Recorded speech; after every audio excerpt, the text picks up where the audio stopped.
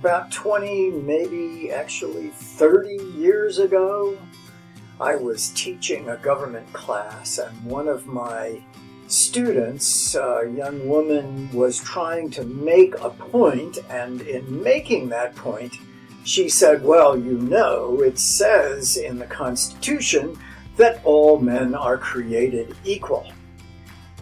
Well, I had to point out to her at that moment that, in fact, the Constitution says no such thing. The Declaration of Independence says that all men are created equal, not the Constitution. And when I gently pointed this out, she rolled her eyes, heaved a great sigh, as only adolescents can do, and said, well, you know what I mean. And actually, I did. I understood the point that she was trying to make, but I think it was just as important to make the point that the Declaration of Independence and the Constitution are not the same thing. They both have power and meaning, and the power and the meaning is different. After all, the Constitution is the law. The Declaration of Independence is just philosophy. If you violate a tenet of the Constitution, you can go to jail. Heck, if you violate the treason tenet of the Constitution, you could be executed. I don't know how you can violate the Declaration of Independence. Jefferson writes down that these inalienable truths are that you have the right to life, liberty, and the pursuit of happiness. How do you get busted for not pursuing happiness? Can you imagine? You're having a pretty bad day, and then the cop comes up and says, well, I'm sorry, sir, but you don't seem to be pursuing happiness, so I'm going to have to write you a ticket, which would just keep you even further from that happiness. I'm John Mercer, and welcome to episode 1 of an adventure going through American history using as our guide this text, These Truths, by historian Joe Lepore. Before we get into some of the details of what Lepore is thinking and how this is all going to be laid out, a few notes on the text itself. It was published between 5 and 10 years ago. It was a New York Times bestseller. It was widely hailed by both the Times and the Washington Post. It won a few minor awards. It was not so well reviewed by some conservative critics and libertarian critics who felt that this text was too left-leaning and had too many errors in it. I've been reading a little bit ahead of you. I haven't finished the entire text. In fact, I'm not that far through it yet. We'll be on this journey truly together, but I've found it to be quite good so far, and I'm really excited about going through the entirety with you. The historian who wrote the book is Joe Lepore, and let's talk a little bit about who she is. She's a Harvard professor. She's a New Yorker staff writer. She is the winner of the Bancroft Prize in History. Now, that is a major prize. And she won that award, not with this book, but with her very first book, a book on King Philip's War. She really made herself known as a young and coming historian, and she has continued with a lot of historical success, popularly as well as scholarly. One of her big selling books was A History of the Comic Character Wonder Woman. She's an occasional television commentator, she's an occasional podcaster, and she's the mother of 2. So let's take a look at this book, These Truths. And we're going to spend a few moments doing what historians do when they look at a new text. And that is, we are looking at all of that stuff that happens before chapter 1. That means we're going to look at the table of contents, the preface, and so forth. And looking at the table of contents right away, it seems odd. The table of contents says there are 4 sections to this text. Each section is divided into 4 chapters. Each of the 4 chapters is divided into 3, 4, or 5 sub chapters.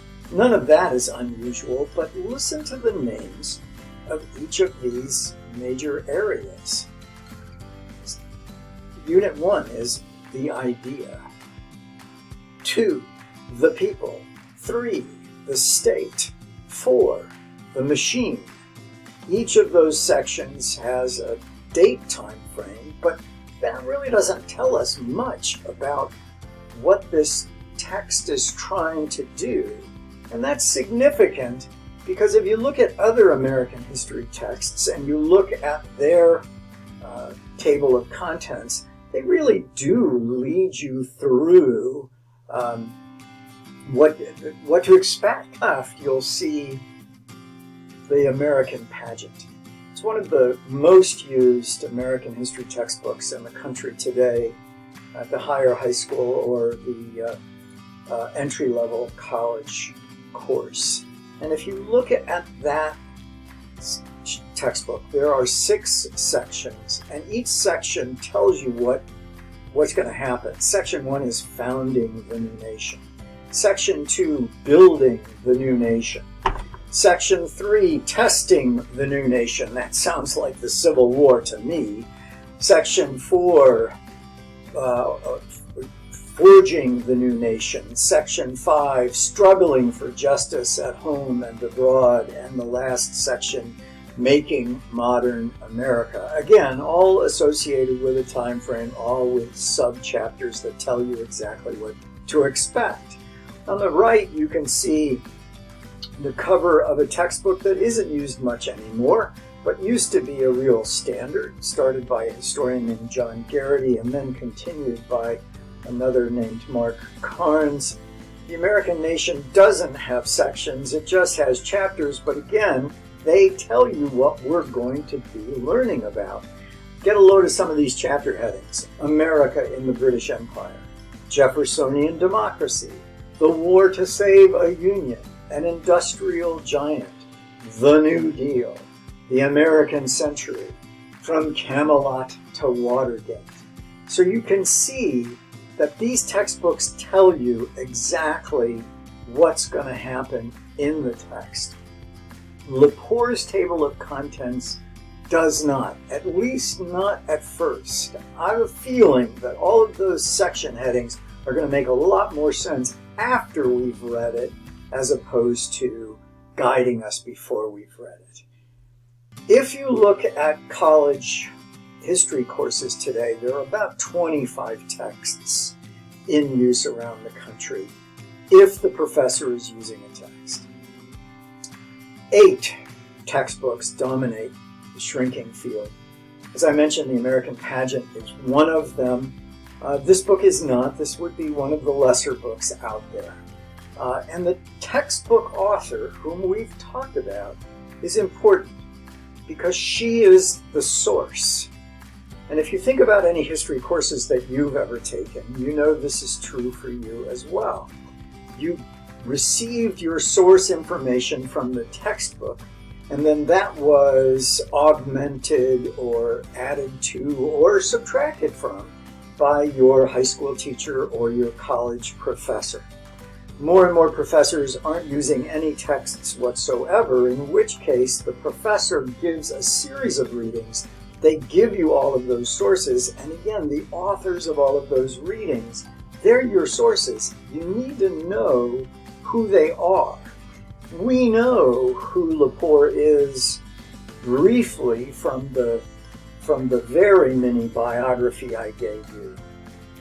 But let's look at the preface, because this is where Lepore tells us what she wants to accomplish with this book, and historians almost always do this. When you're reading a book of history, whether it's a textbook like this or a monograph on a single issue, read the preface, read the introduction. Get a feel for what the historian says that this book is all about. And Lepore jumps right into the Constitution. She places it in the revolutionary context of the 18th century, even quoting Alexander Hamilton in Federalist Paper number 1 to explain that the government of the Constitution will be an experiment to answer the question of self-government. Can a people govern themselves, or will all political constitutions be based upon accident and force? She says that the question of 1787, the year they wrote the Constitution, that those questions still exist today. And I think she's right. She then links the Constitution to the political ideas of Jefferson, specifically the 3 political ideas that Jefferson highlights: that all are created equal, that all have inalienable rights, and that government is based upon the consent of the government. Now, obviously, it's not new, this idea that the Constitution is the codification of the philosophy spelled out in the Declaration. I said the same thing to my student 30 years ago, maybe not as eloquently as Lepore, but that's not a new idea. What is new and really kind of fascinating about this text is that's setting up the narrative of U.S. history and her concepts about American history. It's almost as if Lepore wants to hold the founders and the framers and our feet to the fire to see if this experiment, the American experiment, worked, is working, and may continue to work into the future. She really pretty boldly proclaims that this is a political history. And other aspects of history, say military history, she's not going to focus on that as much. Social, cultural history, not going to focus on that as much. She says they all take a backseat to the politics, and even says that she hopes that this book could be doubled as a civics book as well as a history text. She also acknowledges another well-known trope, and that is that America was founded upon these ideas and ideals, not based upon a landmass or an ethnicity. This country, she says, is made up of the conquered and the conquerors, many religions, many ethnicities, all of which are held together by the idea of America. She challenges the notion that all Americans agree on what those initial ideas may be. She concludes the preface with a provocative discussion of historiography.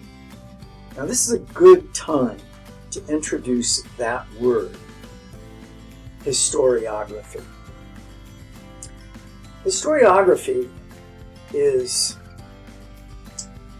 not history. Historiography is not well covered in high school and to a little better extent in college. Historiography is the study of how historians do their job, not the history itself. This may seem awkward, but it's actually the way you have been taught everything in your life except for history. If you think about English, the teacher might have exposed you to a poem, and you saw the beauty of the poem, or you didn't understand the poem, but in the background or along with it, the teacher explained to you what poetry was, how it differed from prose, what nouns were, what verbs were, what verse was, what a rhyme is. Maybe you even wrote some poetry yourself.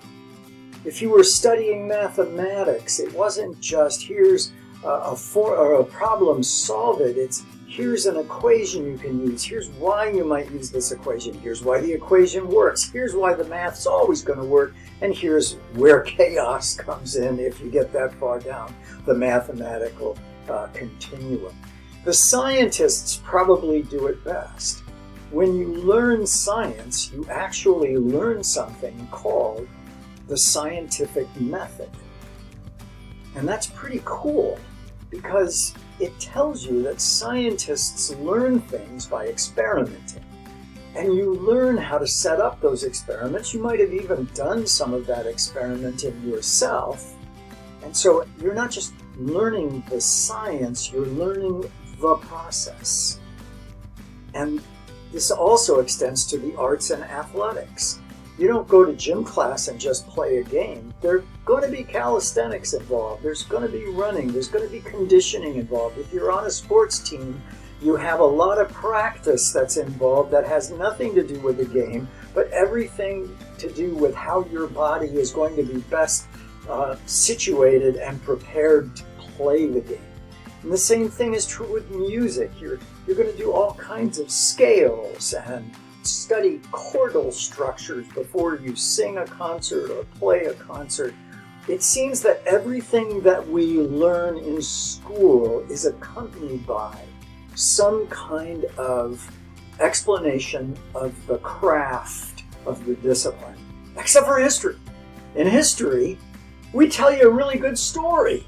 And it is a good story most of the time. And in fact, that word story is even in the word history. But we don't spend time telling you that much about how the historian has found this stuff, how we've learned what sources to believe or not to believe, and how that's all put together. The historiography of the craft is not studied at the same level as, say, the scientific method is. And at the end of the preface, Lepore has this historiographical discussion. She discusses the importance of history in order to understand us. She says that the old trope, those who don't know history are condemned to repeat it, is not nearly complex enough for us to understand who we are. May not even be true, but self-understanding is really significant. In Lepore's own words, and I'm going to give us a fairly long quote here from Lepore. I think it's worth our time. She says, Some American history books fail to criticize the United States. Others do nothing but. This book is neither kind.